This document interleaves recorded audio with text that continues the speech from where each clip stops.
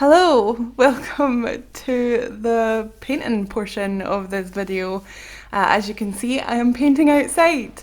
I've probably already told you that, but this is fun. So I decided that I wanted to paint my front garden. I think that I've mentioned it a couple of times in a couple of vlogs that I've wanted to do this. I just wanted to sit outside and have fun painting, and I really enjoyed it, even though it wasn't the best day. It was still a little bit windy and cold, but for the most part it was fine. And yeah, one of the reasons why I haven't actually done this is because I don't want to show a lot of myself apart from the head to the shoulders basically, and I knew that there would be angles that I would want to have in this video that showed a little bit more than just my shoulders upwards. So yeah, that I don't know, it's a self-conscious thing, I guess, but who cares, right? People can see me in real life, so they can see me in the vlogs and the videos. So yeah, there I am, sitting, painting. Lovely aesthetic bin behind me, of course. And I'm just having fun. Oh, yep, dropped that. That was not fun. Just trying to get all the angles and show you all the things. So yeah, I had fun doing this. It was pretty hard, but also really easy at the same time. Like, I threw all expectations out the window. I said this is the first time that I'm ever making a piece while I'm actually watching it. Not watching it, but you know what I mean, like plein air. I can see it in real life, not from a photo. I've done this occasionally in the past, but it's never been like something as substantial as this. Usually it's just me putting down quick watercolour washes, or when I draw outside I'm usually looking at a reference on my phone, which makes no sense. But yeah, so this is the first time that I've actually tried to draw something or paint something that's been in front of me.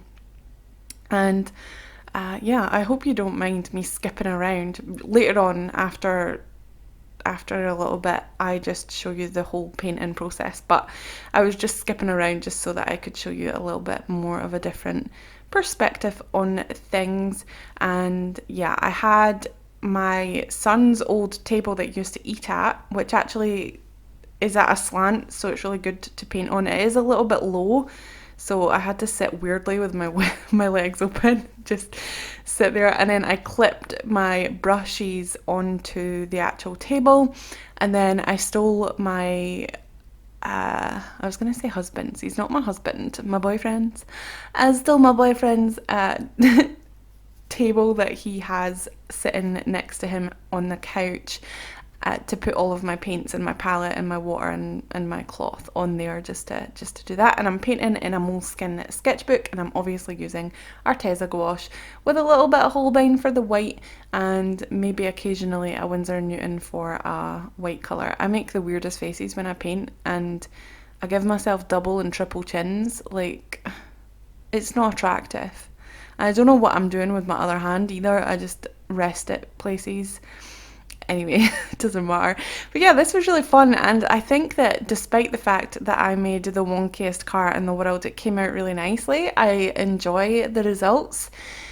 It was a bit wonky. I know that I can paint and draw a little bit better than this, but when you're working with the elements, I knew that it was going to rain at noon, so I had to finish it before then. And also it was getting a little bit cold, as you can see. Sometimes in the video it goes a little bit duller than usual. But yeah, that it was difficult, but it was also really fun. And it's just coming out of winter, and in Scotland we tend to stay in winter for a little bit longer. So really, when spring happens, it's supposed to be at the end of March, but it's now May, and there's still no sign of good greenery, I guess.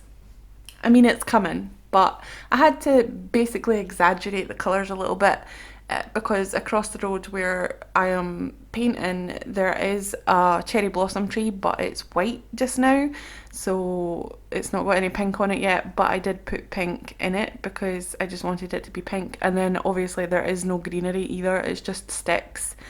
and trees that don't have any bushes unless they're evergreen trees or trees that last a long time.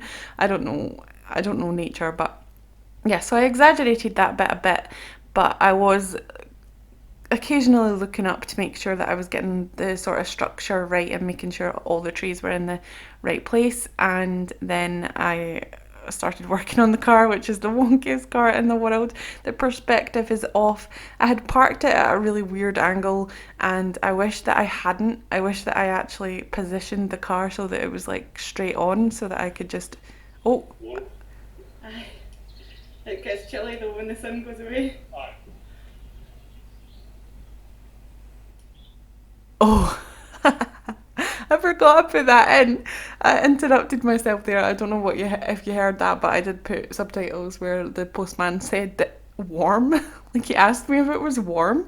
I'm like, you're outside too. Can't you tell if it's warm or not? I don't know. I was a bit freaked out, but he eventually went away and it was fine. That was the only encounter that I had. There was people walking past and coming in and out of their houses, but nobody bothered me the whole time, so it was nice because I was scared.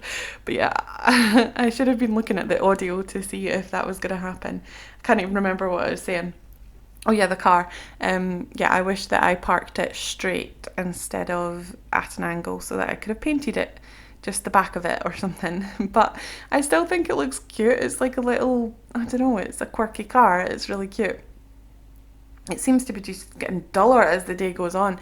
But this is the last time that I show you this. It's just me sketching, and as you can see, I'm looking up occasionally and I'm just, yeah, I wasn't really that comfy though. I think if I did this again, I probably would stand up rather than sitting on a dining chair, especially the dining chairs. They're so horribly squeaky and awful, and I don't like them. But it was the best setup that I could have got for what I have in the house. I guess I could have set up my easel and clipped my sketchbook to the easel or a board or something, but I don't know, I just thought that this was the best solution, and I knew I was going to be out there for at least a couple of hours, so I didn't want to have to stand up the whole time because that's too much effort for anybody. Come on, am I right? Am I right? Yeah. So yeah, just painting in the fence and stuff, I think now.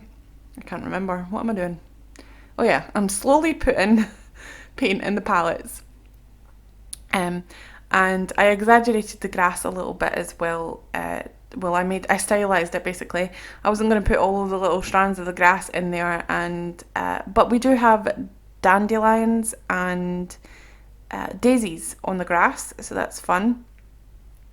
Me putting in the lights of the car there, just making sure that all of the details are in. And to be honest, even though this didn't come out like the most amazing painting in the world, and I've painted a lot better, I was really proud of myself, and I'm really happy with the way that it came out because I gave myself a time limit, and this is what I got done in the time limit. And I didn't do a drawing well, I did a drawing, but it was just basically shapes. It wasn't actually details, which I rarely do, but recently I've been starting to do that, where I just either do a quick sketch of shapes or I don't do a sketch at all, and I basically just carve out the shapes with the paint. And that's been fun, and it also gives me a little bit of a different style to work with, because my drawing style is definitely different from my painting style. Depends what kind of thick brushes I'm using, and obviously the way that you hold a pencil and the way that you use a pencil is completely different from the way that you hold a paintbrush and the way that you use a paintbrush. So yeah, I just thought I would throw that in there. I had so much fun doing the fence too. The fence was one of my favourite parts. I loved just adding in the lines, and I was having a little bit of trouble with the perspective. It's basically a little bit weird. I don't know if you can see, but there's a triangular thing hanging off the table at the other side of me there, and it's blowing in the wind a little bit. My head just covered it, but I was using that to gauge where I was going to paint and what the edges of the paper was going to be. So I put that up, I held it up, and I sketched out where the tree would end and where the fence would end and all that stuff, and I think that helped a lot. to keep the drawing in proportion. Forget about the car, we're not talking about the car. Talking about the trees and the amount of grass and the amount of fence that was showing. That really helped me figure out how big it was and how far it went, because I could look at it in the little triangular square. It's called a viewfinder basically, so that you can hold it up and see what you are painting. I highly recommend one of those if you're going to be plein air, but I do recommend a little bit of a sturdier one. This is just basically, it's two pieces of cardstock, really thin cardstock stuck together with washi tape. It's not sturdy whatsoever, it blows in the wind, so obviously if you are only holding it with one hand and drawing with the other one, it's going to blow about a bit and distort your view. But yeah, I highly recommend them if you are going to do a lot of plein air paintings. They're just easier to kind of figure out where you're going to paint and what you're going to paint and what you're going to have in the painting. And obviously you can have all different sized ones. You can make a bunch of them. Next time I make one, I'll probably make it with cardboard or something to make it a little bit easier to manage, but I do recommend them. They're really good. So that's how I figured out how much fence to put in. But I was still having a little bit of a problem with the perspective, because to me it looked a little bit different, because of my, I don't know, my view. I wasn't looking at it the same way as I was when I had the viewfinder up. And also I did move occasionally. I stood up to move the camera and I stood up to go into the house and I moved around, and so maybe my perspective was different. I mean, I was sitting in the same position most of the time, but if you're slouching more or if you're up, if you're straight backed more, what am I saying, then your perspective will change slightly. So I was having a little bit of trouble with that, but I managed it and it was really fun. And I still think it came out really cool. And like I said, I was having fun, and especially when the sun came out. When the sun came out, I was just having a blast. I wasn't even listening to music or anything like that. I was just chilling and listening to the birds, because I cut out all of the audio for this footage, but the birds were just constantly tweeting all the way out through this, and I was just listening to the birds and listening to the sounds around me, and also realising that it's either upstairs or our windows creak a lot. Because they kept on creaking and I kept on thinking that somebody was watching me, but in fact my upstairs neighbour was on holiday all week last week, so they didn't see me because they weren't in. Yeah. Okay, so here we are putting in the details for the driveway. The driveway is just stones and it's got like grey, dark grey, light grey and like a really creamy colour stones in there.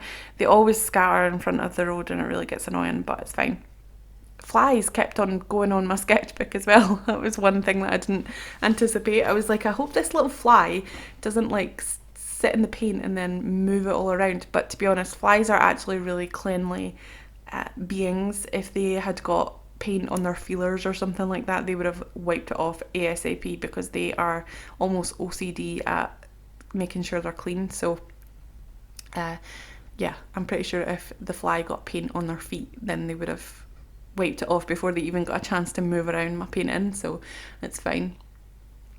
I don't know what I'm doing here. Oh, mixing a darker paint. Here we go, we're putting in the lines of the fence, and again, I could have put a lot more detail into this, but by the time I'd finished the car and the trees, I was like, you know what, this is plenty of detail. I was already trying to finish hurriedly because I was aware that I only had this day to complete this, because I was scared in case I wouldn't be able to have this view anymore, because we're actually buying Caden a trampoline. We've got it now, but we still haven't built it because it was pouring it down with rain yesterday, and Matt went back to work today, so we haven't had time to build it, but we will build it soon, probably tomorrow after school and work.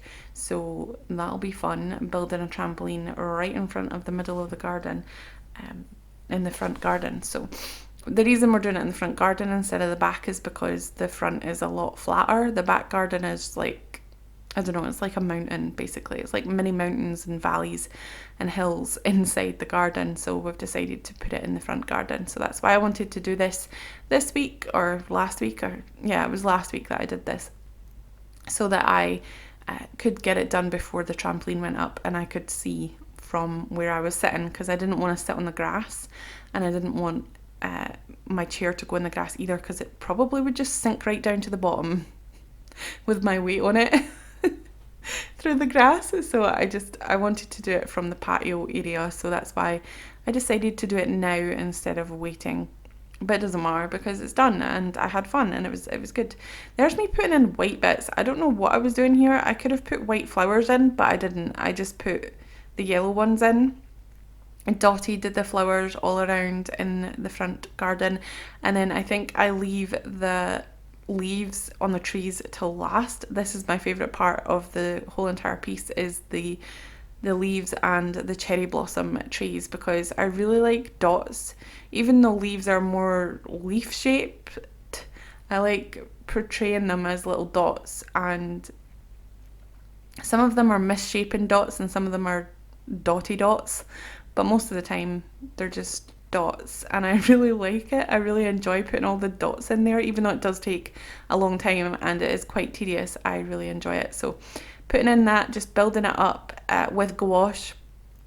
It is hard to not muddy your colours once you put a dark colour down, but if you just wait long enough for it to dry and then put the lighter colour on top, it should be fine. And that's my favourite thing to do, is to put lighter colours on top of dark, because I like how it looks with the depth. It just adds a lot of depth.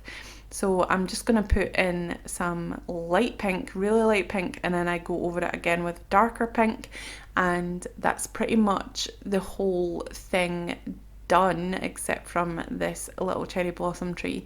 So yeah, I'm excited. Tell me in the comments below if you have ever done a plein air painting and if you like it, and what your experiences were with that. And if you haven't, would you like to? And why haven't you if you haven't as well? Because one of the reasons was that I was too scared to paint outside because people would look at me. But now I don't really care. I think I could paint anywhere now, even though this was just a little tiptoe into my garden. I think I could go further and paint there. So yeah, I'm going to show you a little picture of it at the end, and yeah. Thank you so much for watching, and please remember to comment, like and subscribe if you haven't already, and if you have, thank you so much for your support. I really do appreciate it, and I will see you next time. Bye.